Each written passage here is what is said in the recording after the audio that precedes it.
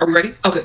Oh, dear God, someone please get this over to white TikTok, please. I need help. I recently adopted a white baby, a male bite-sized demon, if you will, and I don't know what to do with it. How on earth do I do its hair? The pink oil moisturizer in Miss Jessie's isn't working. Please, someone help me. What does it eat? What does it eat?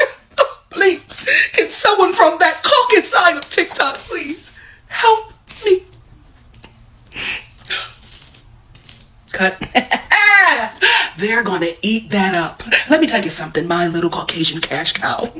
You're gonna make money a star. Get the hell out of here.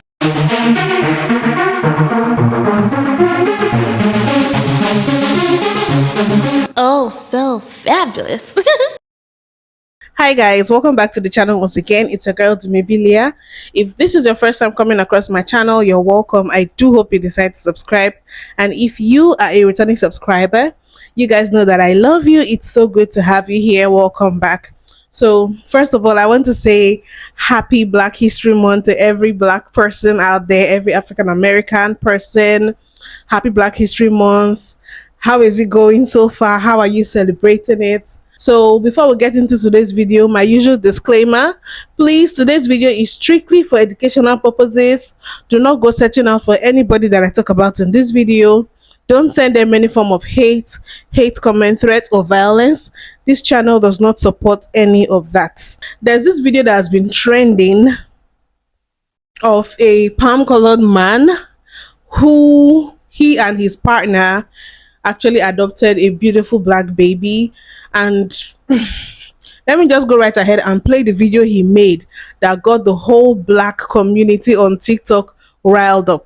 Now, before I play this video, please note that the original video has been taken down, as you guys probably already know, because whenever they mess up and people come for them, they always take down the video or put their page on private or something. So the original video has been taken down. So the video that I'm going to be playing was the same video he made but reposted by someone.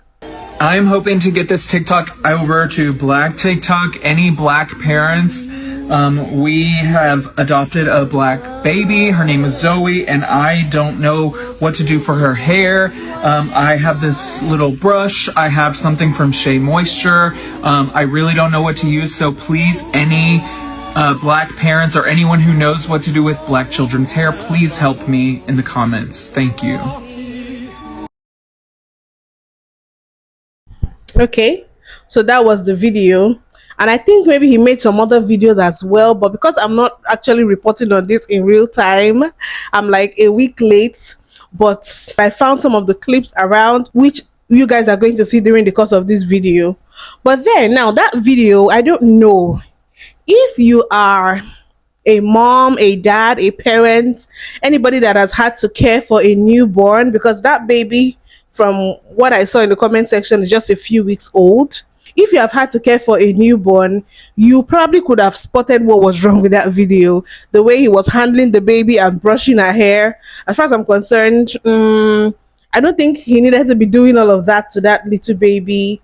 And then another thing that people pointed out that they didn't like about the video was the fact that he was referring to the baby as Black baby, Black people, Black hair. You know, like he never for once personalized his relationship with that baby. He didn't say we have a new adopted daughter.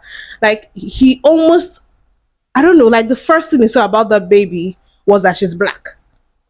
You guys know that he addressed that video to Black people. So Black people definitely responded. They were in the comment section. Black people could see through the bull crap. Okay, so let me play some videos made by some people who actually genuinely dug deeper into the situation with him and the little beautiful Black baby. Her name is baby Zoe. I stayed up majority of the night thinking about how I would make this video. So I'm going to preface with, I'm going to do my best to be trauma informed. I'm going to do my best to be child and family centered. And I'm going to do my best not to, I really don't want to shame anyone about addiction or criminal history. Because as y'all see, my PFP is my mugshot of when I was human trafficked. And so I do understand the criminal system and how it can affect people. So let's go. As you guys know, since yesterday, I've been covering the story of the white adoptive father with the Black daughter, and he has Black Talk for help. So I've already made videos about like him deleting the videos, there's such and everything else, right? My team and I did some research yesterday. on his public platforms, Facebook, Instagram, and TikTok, and there was a lot of troubling things. Off the bat, the first thing I found troubling is that he and his partner were in the room when the delivery was being done, taking photos and videos of this birth mom, and I don't know if they got her consent or not, but she's in very exposing positions, and any mother would know, like, when they're giving birth, they don't want to be in those type of photos and positions, especially on adoptive parents' platforms. And like I explained yesterday, the immediate skin-to-skin wound wet is an issue, and it causes maternal separation trauma. But after looking through his social media, there's so many red flags. The second red flag will be chokeable items, choking hazards. He's placed baby rings, as you see here, on the baby. There's also multiple videos. I had no idea there was anything called baby rings until this video. Why? Like, who makes those, and what is the point? What is the purpose? And you guys know how hazardous that is for babies. Like, babies basically can choke on anything. They are real baby rings. Let's just continue. Videos of her wearing cardigans with small buttons that she should not be wearing. And the most concerning video or photo that I saw was the baby in their rocker, unsecured, sitting neck to chest. The reason they should never be in that position is because they could die from something called positional asphyxiation. Literally, I actually didn't know that. They could suffocate. Because a baby's windpipe is the size of a flexi straw. And if it's bent, imagine a flexi straw being bent, there's nothing that can get through that straw. So if a baby's neck is to their chest, there's no way that the airway is actually correct and the baby is struggling to breathe. Another concerning thing I saw on his profile was that days that after the baby was born, he had this baby outside doing public events. And right now, with COVID making its way back up at RSV, we should really be protecting the most vulnerable. Crazy. But in my culture, when you have a baby, you don't officially take that baby outside until 3 months. In Igbo culture, 3 months. So the fact that days after this baby was born, this baby was outside with them going places is crazy to me. Which are infants and old people. But to take it a step further and to place this baby on public items outside that are 3 to 4 feet in the air and to take steps back to take a photo, that is child endangerment, if you ask me. I'm so sorry. Because at any moment that baby could roll, and we don't know what type of germs are on these surfaces. There's also photos of the baby improperly placed in car seats with large jackets that baby should not be placed in car seats with, as well as the baby being swaddled in a rocker unsecure, with a dog right next to the buttons to operate the rocker. But my number one biggest concern is how they legally adopted this child. In his original video, he said that the child was placed with him, which insinuated that this was a foster care situation. After my research, it's not looking like a foster care situation. In fact, I would pay a whole month's salary to say that this is not a foster care situation. In my opinion, this is a private adoption that no agency was involved in. And if there was an agency, this agency was corrupt as hell. Why do I say this? This is the part where I'm trying to be the most sensitive. After looking on Will's page, you will learn that he is a 10-year recovering addict from intravenous use, which is fantastic. Recovery is a lifelong process. I work with parents who are actively in recovery, and people with addictions can be great parents, especially if they have resources and they have a community. But just like a lot of people who struggle with addiction, there usually comes a criminal history. And unfortunately, on Will's page, on his Facebook page, he posted this photo showing Will how proud he was of his growth, which, you know, we are all proud of. If you know anything about addiction, if you know anything about the criminal justice system, if you can get yourself out of those two things and make a great life for yourself, that is amazing. My question is, how did a convicted felon do a legal adoption in the state of Texas where you're not allowed to be a convicted felon and adopt in the state of Texas? Well, I believe that some of these policies are unfair. Absolutely. You know, I believe, like I said, felons can make their lives better. They can be rehabilitated. People who struggle with addiction can get better and become amazing parents. But that's not the policy. The policy says no.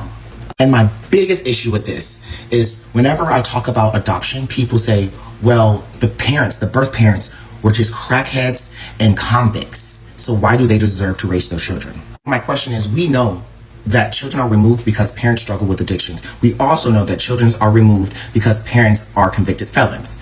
So how did we allow an adoptive parent who's a convicted felon and a recovering addict, how do we allow them to adopt a child that they clearly didn't do any research on top of all the other red flags? In 2024, I'm staying child and family centered. And the only thing I'm concerned about is the safety of the child. So Will, I'm asking you, what agency did you go through? And did they do a background check? And if they did, how were you approved? Let me know and I will shine your light. So do you guys see why it's questionable? You know, the fact that he put that video in the first place, you know, the adoptive father put out that video in the first place was him basically bringing negative attention to himself, even without knowing it.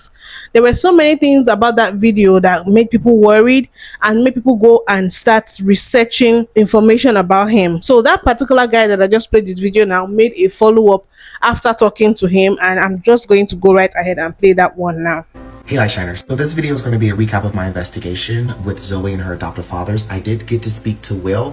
He was the adoptive father who was brushing the hair. I spoke to him yesterday for about an hour on my live, and I did get confirmation of all of my questions that I had on my previous video that you guys just watched. So I'm going to go over those facts. I'm also going to answer some of the questions of how did this all even happen. So let's start with the facts. The first fact that I, as an adoptee and an adoptee advocate, want to make very clear that this was a legal private adoption. It is very unethical.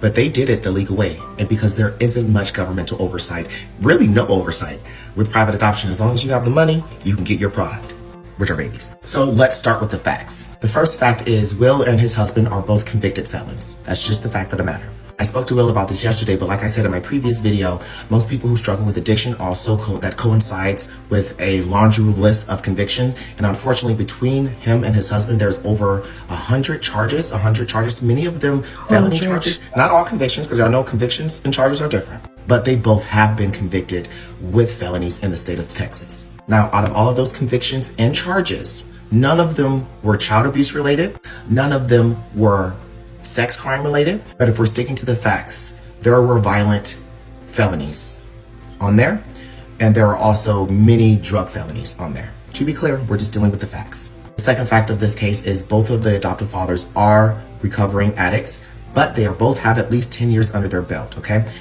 So that's just a fact, and we support people who struggle with addiction, and we know that rehabilitation can happen, but that's just the facts. Once again, we just cover the facts here.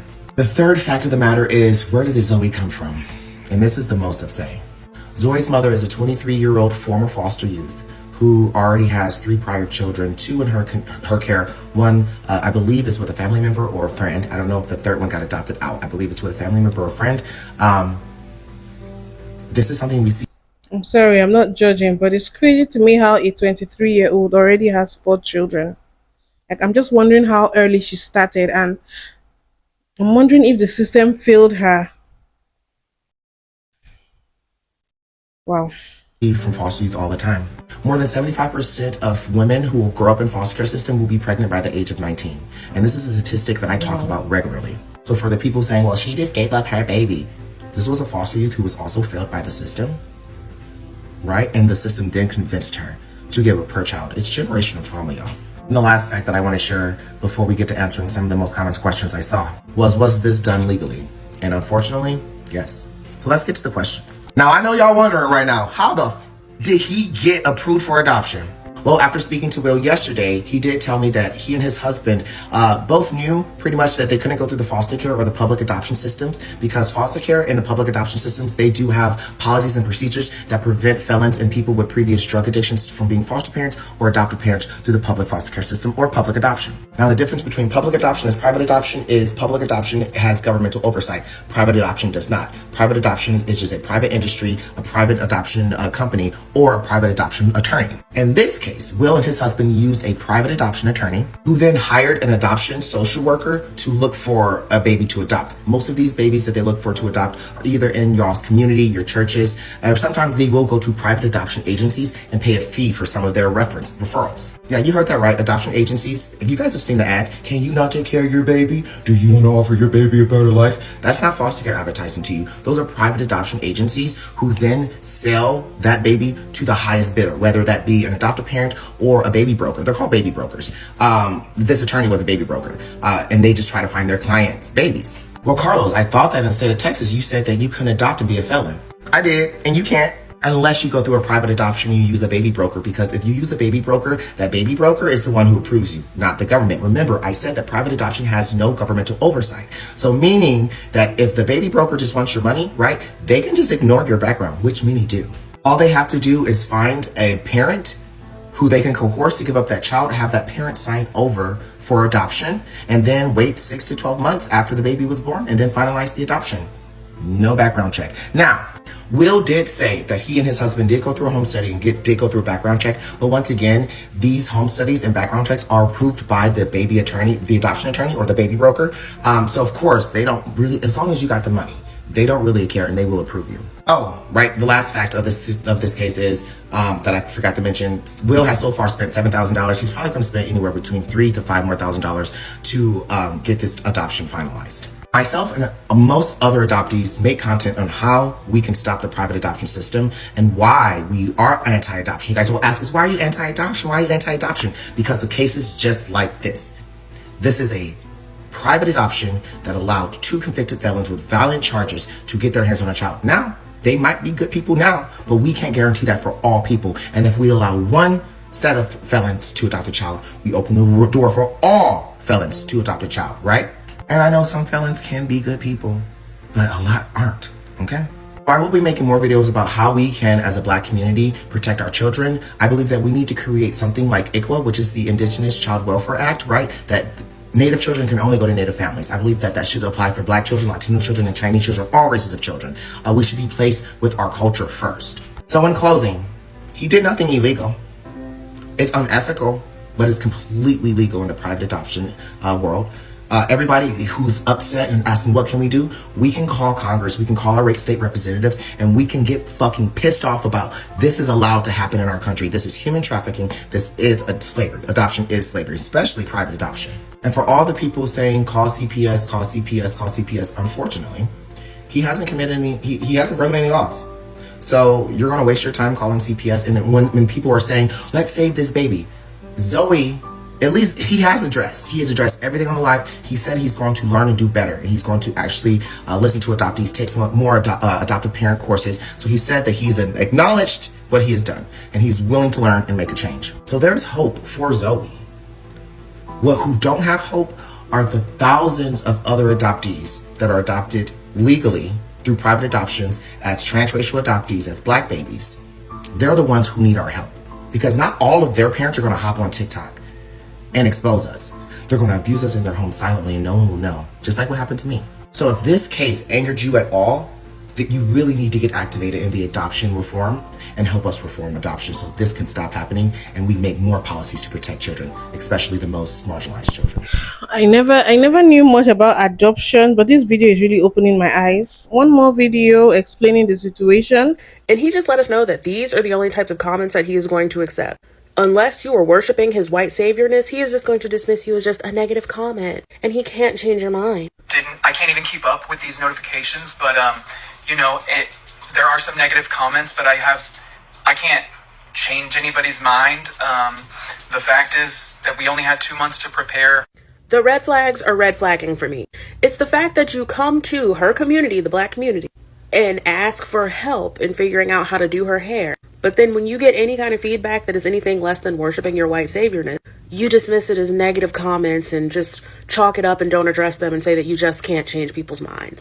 As someone who is currently carrying a little Black baby, I have some concerns about how you handled the video, just like people in your comments. But we are just dismissed as negative. Then what the hell did you come to us for? I also don't like the fact that you just got this baby and you were already making her hair out to be a problem. And you didn't do your own research. You came to TikTok with some weaponized ignorance like, oh, please help me, Black people. Because you know that that would make you go super, super viral. And it's the fact that before you even premiered this baby, you were tagging Graco making product review videos because you're trying to become a baby influencer. So we know where the turn that your account is about to take. That baby still has a placenta perm. So right now her hair doesn't look very much different than the Anglo-Saxon hair that is apparently the only kind that you know how to do anything with. You just got her and you were already making her hair a problem like day 1, 2. What are you going to do to this child's self-esteem as she gets older in a world that is going to tell her that her hair is lesser than? And then she has to look back and see that her dad went super viral talking about her hair as if it's this big, huge monster that he's going to have to contend with. He took the video down completely because he couldn't handle constructive criticism and he wanted to silence all the people in the community that he sought help from that didn't agree with him or had anything to say other than, "You're such a hero." So now you have a video up of this baby desperately sleepy, dying for sleep, and you just got the camera right up in her face, playing with her, overstimulating her, and not letting her rest. That baby is tired and wants to sleep, but you are more concerned about making a cute little video of her for clout. That is why we are worried about this child. While you're worried about blowing up your social media and becoming an influencer and a white savior and getting collab deals with brands, we are worried about the well-being of that child because we have already seen 50-11 red flags from your ass. So just to note, he was deleting comments on his original video that were calling him out on the purpose of the video. Like, they were calling him out, like, why are you brushing this baby's hair so early? Why are you talking about her hair is a problem? She's still young. Her hair is still pretty much straight and just really, it hasn't gotten its Afro kinky texture yet. So why are you asking about how to care for the hair? The way he was handling the baby and brushing the baby's hair. And anybody who knows about babies know that they have this soft spot right up here. So you're supposed to be treating that place with a lot of tender care. And they didn't like the way he was handling that baby. So he was deleting comments. He was actually, I don't know if he was reporting videos of people who stitched him, criticizing him for that video. But I saw a couple of videos of people that were saying their video was taken down, that man must have reported their video. So he was really going in before he eventually took down his video. So now let me just play 1 or 2 reactions and then we'll just come back and talk about this whole thing. TikTok, any black parents, I find it so funny how white people always conveniently have black friends whenever they're in a racial situation, but never have black friends when it comes to asking about a black baby's hair. We have seen this before. It went viral on the internet before, of white parents of black children asking about black kids' hair. We took that information in, it was genuine, and we gave out the information as needed. But not Will. Will seen this as an opportunity to go viral because it has gone viral in the past. If you were genuinely concerned about the child's hair, Will, why not Google? Why not stop by a black hair salon on the way home from the supermarket? Or why not just strike up a conversation with a black mother in public and ask about a child's hair? But no, that was not Will's concern. Will's concern was to go viral. And you finally did, Will, off the back of a black baby. Congratulations. He was not asking how to take care of his newly adopted baby's hair. I am so glad I am not the only one who thought that. Because I saw that video and I was like, I don't want to be that asshole, but that seems... He was strategically soft launching his adoption, soft launching his new family vlogger channel, soft launching his new product that he could monetize and make money off of. That wasn't just me who caught that, because he's already got product reviews up. He's already got baby product reviews up. He barely just brought her home because he trotted her out like he just adopted a Persian cat, brushing her hair, needing help on how to groom her. Google's free, YouTube's free. He could have gotten those answers literally anywhere with tutorials, step-by-step tutorials. That was a soft launch. Like, the planning that went into this adoption was taken from every photo on the cover of a community college catalog. Also, you just adopted that baby and you splash her right on the front of the internet. Front page of the internet, that's where you put her. I thought it was standard with most adoptions that you're not allowed to post them on social media for like a year or two. And even if it's not, it should be, because there's a reason that you should not be posting your brand new adopted baby all over the internet. Like, why is that your first thought?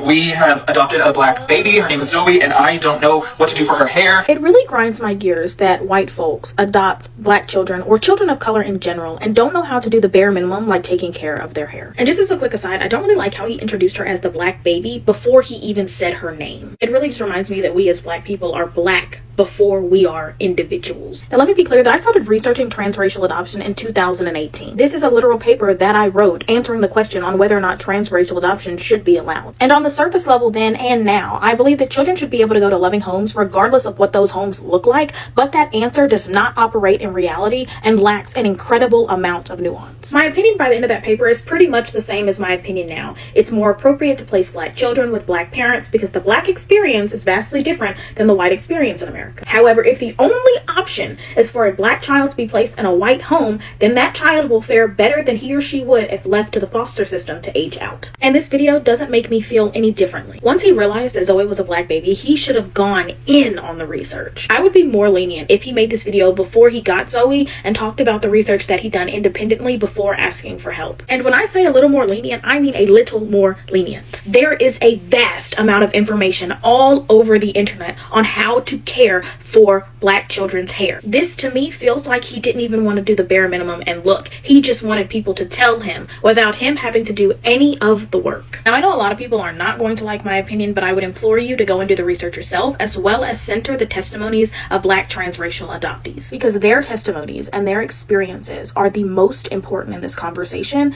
and those testimonies and those experiences are how I came to the opinion that I have today. Y'all, this man don't got no hair his damn self, reaching out to black TikTok. First of all, why couldn't you ask no real people in real life that you know, a possible black person, maybe, I don't know where this person lives, that they just don't have access to any real references, real people to reach out to for assistance, if that's even what this is. Y'all are so crazy on the internet. I'm sorry, they're making us gay people look crazy.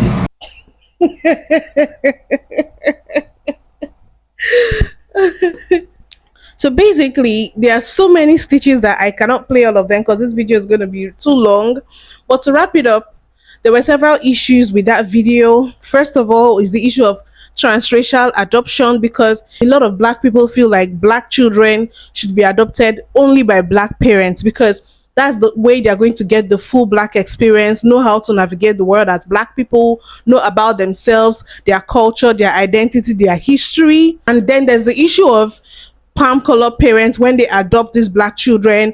You know, there's a whole white savior complex, and then there's a whole trying to like gain clout and go viral on the internet because, you know, you can make videos about how you're taking care of this black child that you rescued and stuff like that, you know. So a lot of times, a lot of black people actually do not like the idea of transracial adoption, especially when it's a palm color person adopting a black baby. You know, that is where colorism starts from, texturism, a lot of these microaggressions. Sometimes those black children get to experience it, even racism as well, from those homes where they are adopted, right? That's the first issue. So the issue of transracial adoption came up. The second issue is, okay, are these people even fit to adopt a baby because they have a criminal record? That man said 100 charges, or what did he say? So like, are these people supposed to be able to adopt, which is why they went through a private adoption agency, because they know that they couldn't go the other route because the government would definitely not allow them adopt a baby. So how safe is the baby? The baby's safety because of the records of the adopted parents. That's the second question that came up. The third one that came up is, okay, that video you made shows that you want to use this baby for clout, because you had been filming right from when that baby was coming out of her mother's hoo-ha and posting stuff that you probably shouldn't have posted.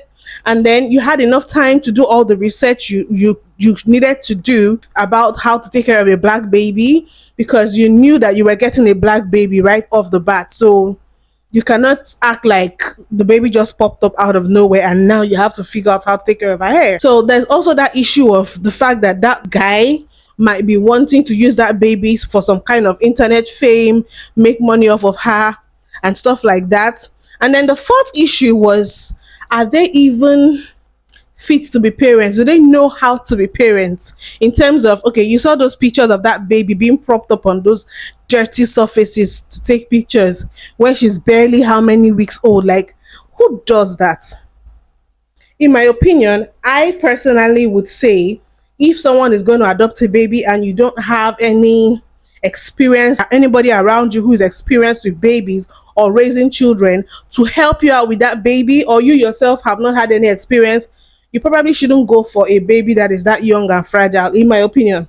Maybe they should have gone for a baby that was like 2 years and above, in my opinion, because they are doing a lot of things wrong and there's nobody there to correct them. And that baby could be in danger because of how careless and clueless they could be in taking care of a baby. And obviously they don't look like they know enough about taking care of babies to be handed one, because I mean, look at all of that.